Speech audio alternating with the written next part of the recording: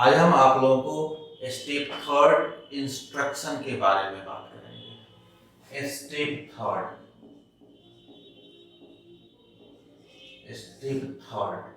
इसमें हम लोग बात करेंगे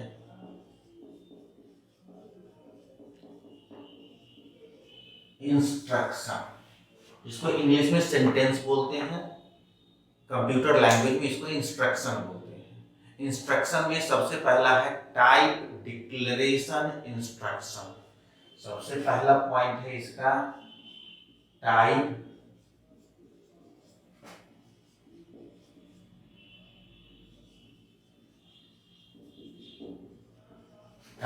डिक्लेरेशन इंस्ट्रक्शन।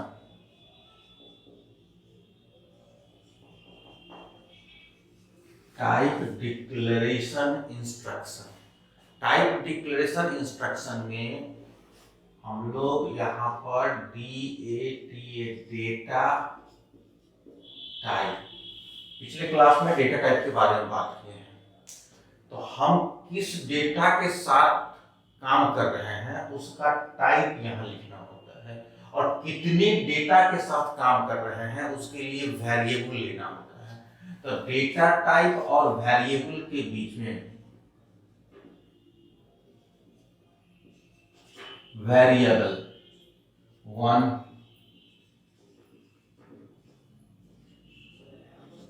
वेरिएबल 2, जितना आपको लेना हो ले लीजिए। यहाँ पर आता है सेमीकोलन। सेमीकोलन फुल स्टॉप होता है। Semicolon full stop. Data type variable 1, variable 2, variable 3, ये डिपेंड करता है आपके क्वेश्चन पे। क्वेश्चन में कितनी वैल्यू के साथ हम काम कर रहे हैं, जितनी वैल्यू के साथ काम करेंगे उतना वेरिएबल लेना पड़ेगा। अब यहाँ डेटा टाइप में मान लीजिए कि हम इंट ले लिया,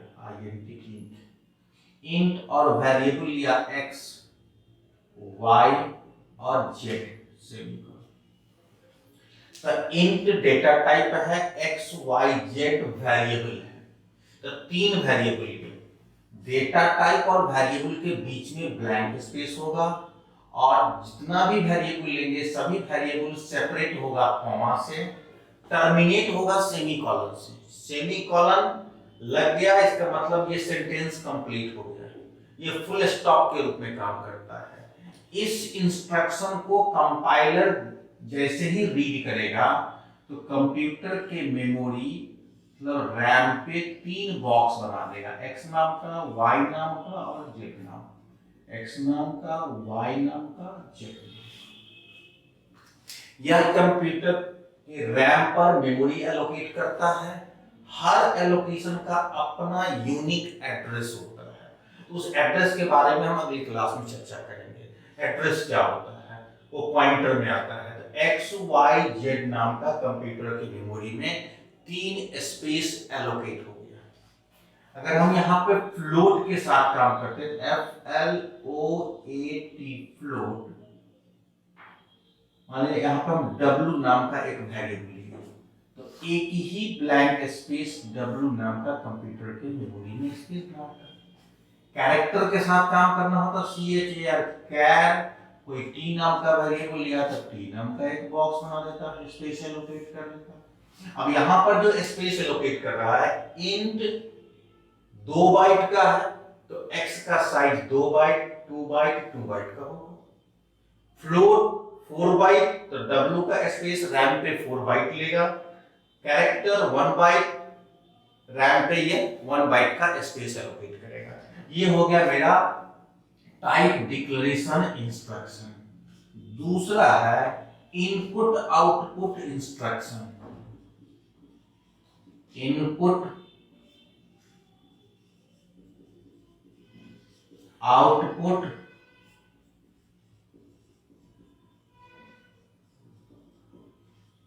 इंस्ट्रक्शन। इनपुट आउटपुट इंस्ट्रक्शन, हम जब कोई मेमोरी में स्पेस एलोकेट कर लेते हैं तो उस एलोकेटेड स्पेस में वैल्यू को इंसर्ट करना है कीबोर्ड से, तो कैसे इनपुट करेंगे? इसके लिए इनपुट इंस्ट्रक्शन है। इनपुट इंस्ट्रक्शन, तो इनपुट इंस्ट्रक्शन में यहाँ पर SCANF स्कैनफ।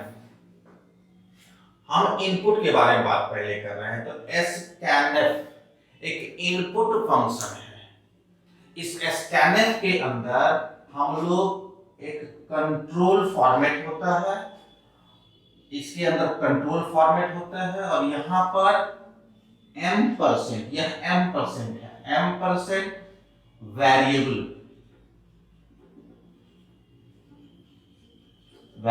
1, M% variable 2। ये डिपेंड करता है कितनी वेरिएबल में हम वैल्यू को इनपुट कर रहे हैं। जितनी वेरिएबल में वैल्यू को इनपुट करेंगे उस सभी वेरिएबल के साथ M% का साइन लगेगा और यहां पर हमको कंट्रोल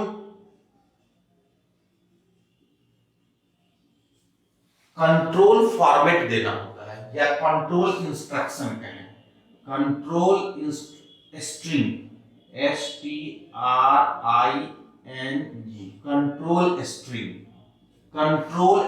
होता है। अभी कंट्रोल स्ट्रिंग क्या होता है, वेरिएबल तो समझ में आ गया, ये कंट्रोल स्ट्रिंग क्या होता है इसके बारे में जानते हैं। Control string the control string contains the format of data being received।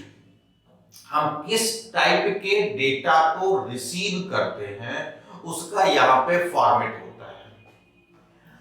M%, यह M%, इसको हम लोग M% करते हैं। M% होता है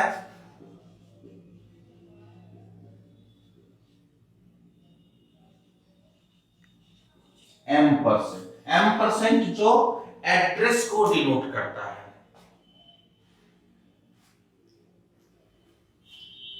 यह एड्रेस को डिनोट करता है। यह वेरिएबल मेमोरी में कहां एलोकेट कर रहा है, एलोकेटेड एड्रेस को यह M% डिनोट करता है।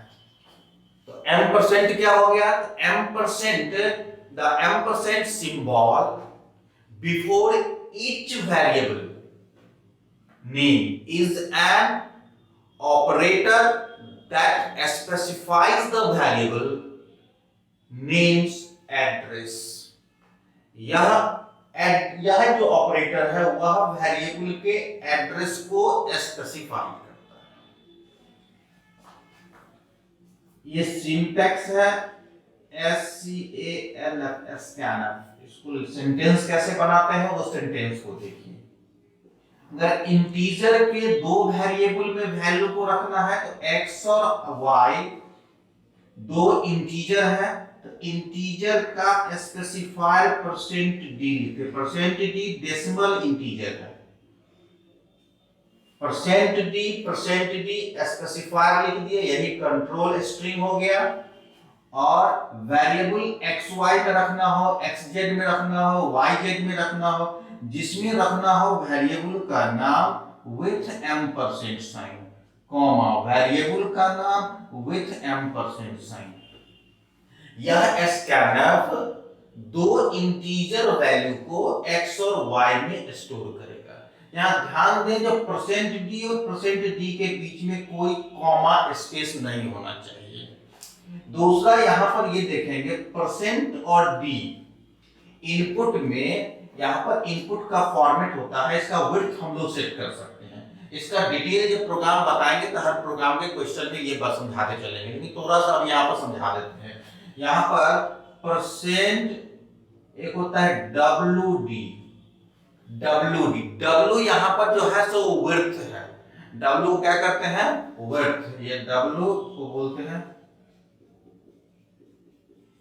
विड्थ। यह एलोकेट करता है जो %d कितने डिजिट के वैल्यू को स्टोर कर रहा है।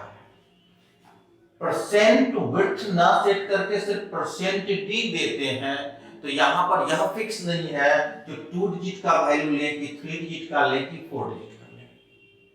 वैसे हर एक डेटा टाइप का अपना रेंज है, वो रेंज के बारे में एक क्लास लेंगे, हर एक डेटा टाइप का रेंज बताएंगे कि किसका क्या रेंज है।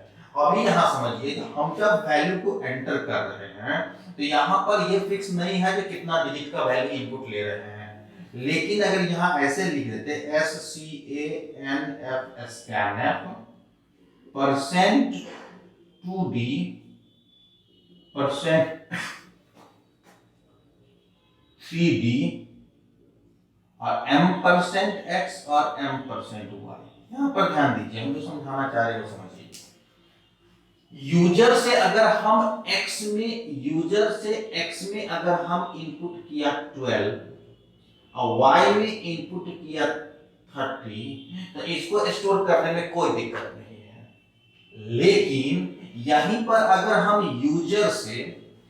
यहीं पर स्कैनर में यूजर से X में इनपुट कर दिया 245 और Y में इनपुट कर दिया 76, तो X नाम के वेरिएबल में 246 स्टोर नहीं होगा, इसलिए कि यहाँ पे %2D दिया हुआ है। %2D का मतलब स्टार्टिंग का 2 डिजिट यह X स्टोर करेगा, न कि 3 डिजिट, और फाइल जो है वह Y नाम के वेरिएबल में स्टोर हो जाएगा, और 76 स्टोर होगा ही नहीं। Y वेरिएबल में 5 चला जाएगा और 24 जो है सो X में जाएगा। तो 2D और 3D का मतलब 2 डिजिट का ही वैल्यू इसमें स्टोर करें, उससे कम रख सकते हैं, उससे ज्यादा नहीं रख सकते हैं। अगर हम उससे ज्यादा रख रहे हैं तो बाकी का वैल्यू दूसरे वेरिएबल में जाके शिफ्ट कर जाता है, और तीसरा जो वैल्यू लेंगे ये स्टोर होगा ही नहीं। तो ये हो गया विड्थ %WD। ये विड्थ हम स्कैनर में भी शिफ्ट कर सकते हैं और प्रिंटफ आउटपुट में भी इसको लिखते हैं। अब इनपुट के बारे में बता दिया, अब हम आउटपुट पर डिस्कस कर रहे हैं।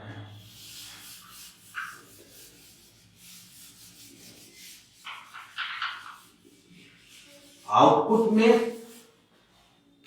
यहां पर प्रिंटफ लिखा था, PRINTF प्रिंटफ, और आउटपुट देखने में M% साइन नहीं लगता है, M% साइन नहीं होता है, सिर्फ कंट्रोल स्ट्रिंग होगा, वेरिएबल 1 वेरिएबल 2। जैसे कि X और Y के वैल्यू को प्रिंट करना हो तो PRINTF प्रिंटफ %D। यहां पर हम %D और %D के बीच में ब्लैंक स्पेस भी दे सकते हैं, %D और %D ब्लैंक स्पेस, और X और Y लिख दिया। यहां पे ब्लैंक स्पेस देने का फायदा ये होता है, पहला वैल्यू और दूसरे वैल्यू के बीच में स्पेस हो जाएगा। तो %D X और Y, जब हम प्रिंटफ आउटपुट का काम करते हैं तो X और Y में M% साइन नहीं लगाते हैं। अगर हम M% साइन लगा देंगे तो X का एड्रेस डिस्प्ले करने लगेगा और Y का एड्रेस डिस्प्ले करेगा। तो वैल्यू देखना हो तो X और Y लिखते हैं। अब यहीं पर देखा जाए, अगर हम प्रिंटफ में %3D और %3D लिख दिया और X और Y है। अब यहां X में कोई वैल्यू है 10, Y में वैल्यू है 5, तो जब यह आउटपुट स्क्रीन पर डिस्प्ले करेगा,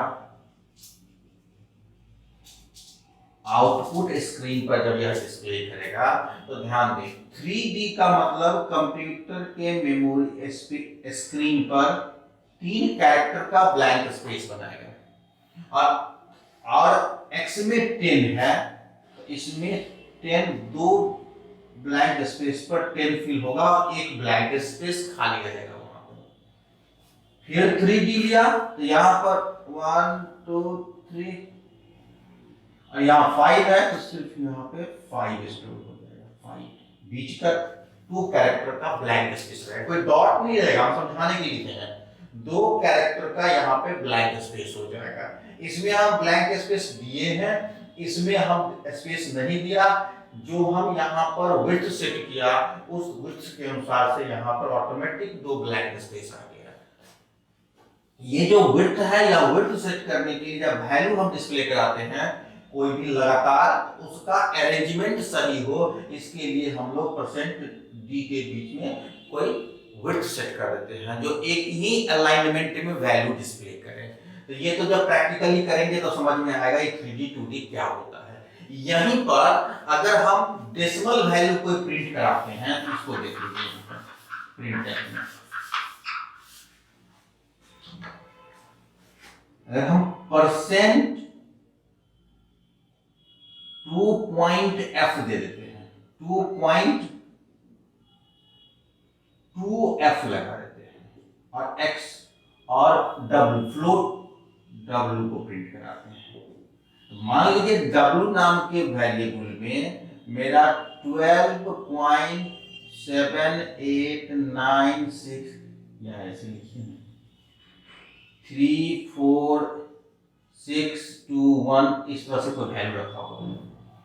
अब इस w को जब हम आउटपुट के रूप में प्रिंट करेंगे आउटपुट के रूप में, तो यह 12.34 देगा। जो पॉइंट के बाद 2 है तो पॉइंट के बाद 2 है तो 12.34 देगा। ये इसका आउटपुट आएगा। 0.2 का मतलब डेसिमल के बाद कितना वैल्यू, तो डेसिमल के बाद 2 दिए हैं तो 2 डिजिट का वैल्यू देगा, 3 दे देगा डेसिमल के बाद 3 डिजिट का वैल्यू आएगा। बाय डिफॉल्ट अगर हम ये सेट नहीं करते परसेंट f देते तो पॉइंट के बाद 6 डिजिट का वैल्यू देता है, कुछ 000 करके वैल्यू देता है। तो यहाँ पर पॉइंट के बाद हम वैल्यू को फिक्स करना हो कितने डिजिट में आए, इसके लिए 0.2 0.3 दे देते हैं। तो हो गया ये input output instruction. Input output instruction के बाद हम लोग देखेंगे अरिथमेटिक इंस्ट्रक्शन। इसको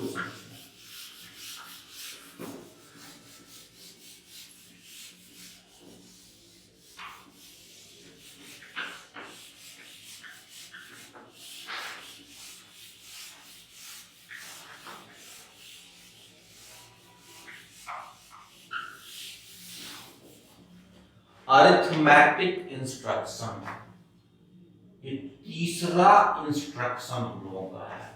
अरिथमेटिक जो कैलकुलेशन करता है, कैलकुलेशन करने का काम कैसे करते हैं वो देखिए।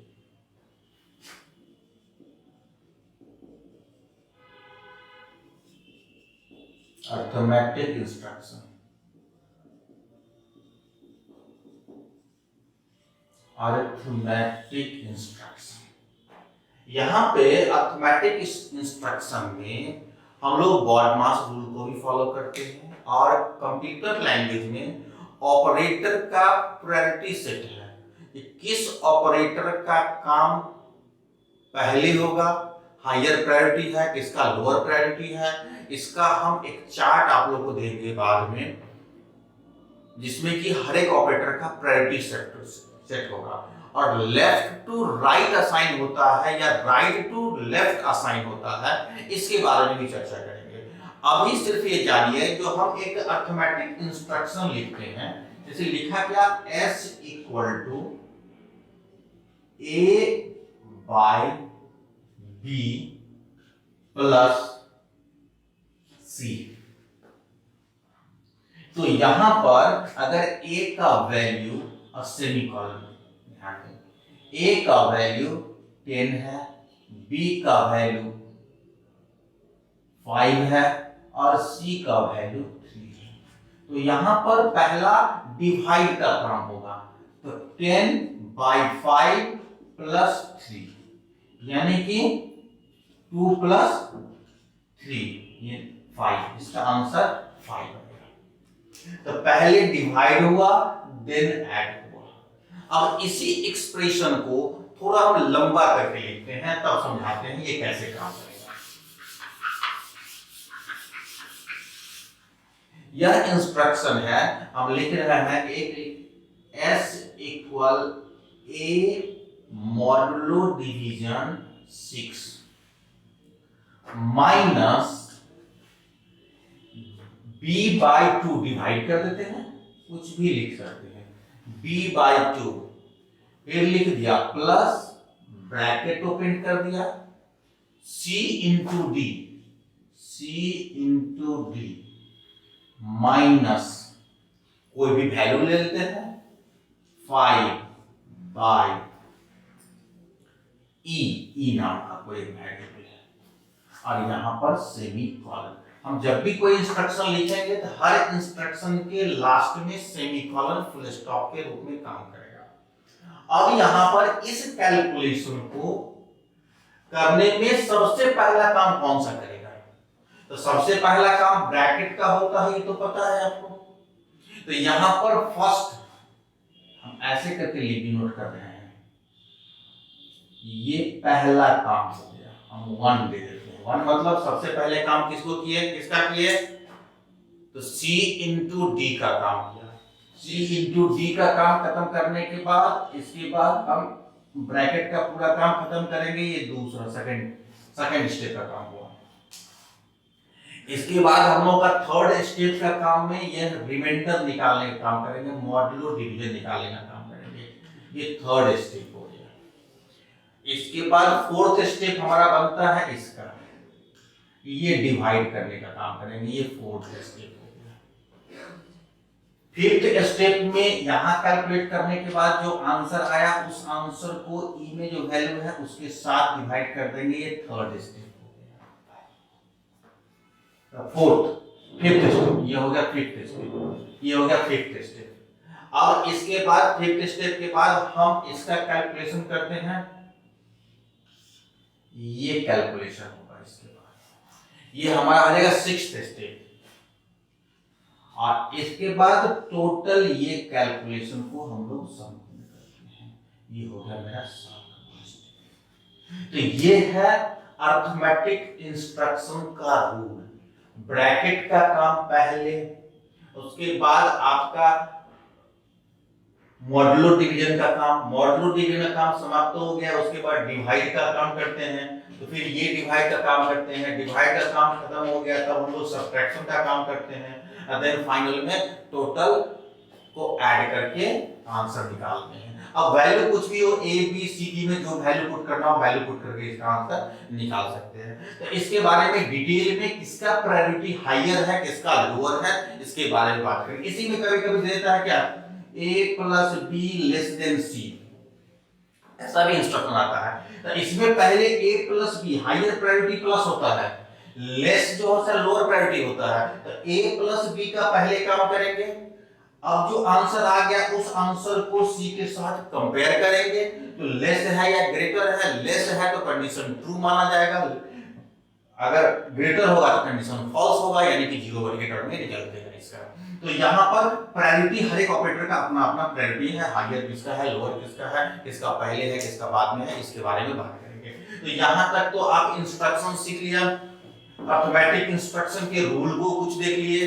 अब यहाँ पर हम लोग कंट्रोल इंस्ट्रक्शन जो लास्ट इंस्ट्रक्शन है इसके बारे में चर्चा कर रहे हैं।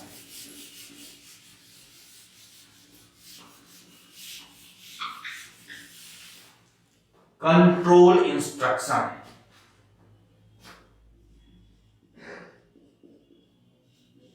कंट्रोल इंस्ट्रक्शन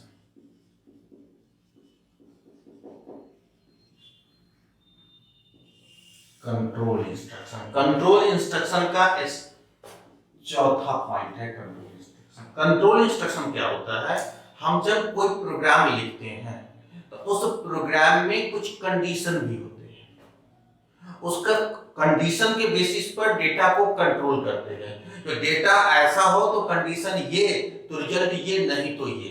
तो इसमें कंट्रोल इंस्ट्रक्शन में हम लोग सीखते हैं इफ कंडीशन के बारे में, लूप कोई डेटा को रिपीट करने का जरूरत पड़ गया तो इसके लिए हम लोग लूप देखते हैं, इफ लूप, स्विच